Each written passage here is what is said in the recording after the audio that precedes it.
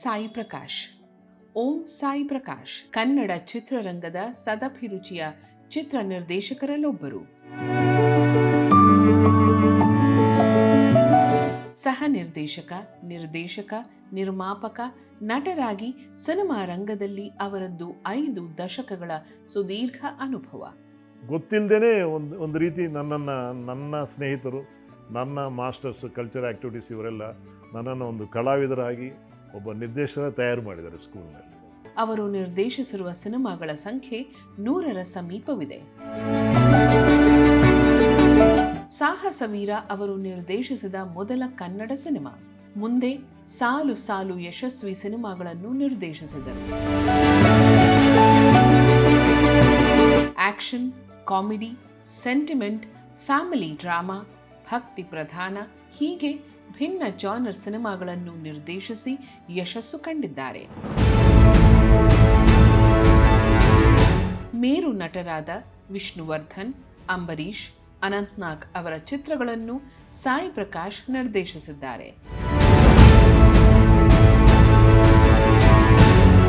ನಟಿ ಮಾಲಾಶ್ರೀ ಅವರ ವೃತ್ತಿ ಬದುಕಿನ ಯಶಸ್ಸಿನಲ್ಲಿ ಸಾಯಿ ಪ್ರಕಾಶ್ ನಿರ್ದೇಶನದ ಸಿನಿಮಾಗಳ ದಟ್ಟ ಹೆಜ್ಜೆ ಗುರುತು ಇದೆ.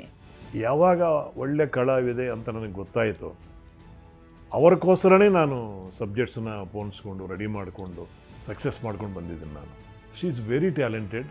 ಜಕೇಶ್, ಶಶಿಕುಮಾರ್, ಸುದೀಪ್ ಸೇರಿದಂತೆ ಹಲವು ನಾಯಕ ನಟರ ಸಿನಿಮಾಗಳಿಗೆ ಆಕ್ಷನ್ ಕಟ್ ಹೇಳಿರುವ ಸಾಯಿ ಪ್ರಕಾಶ್ ಇತ್ತೀಚಿನ ಯುವ ಹೀರೋಗಳನ್ನು ನಿರ್ದೇಶಿಸಿದ್ದಾರೆ.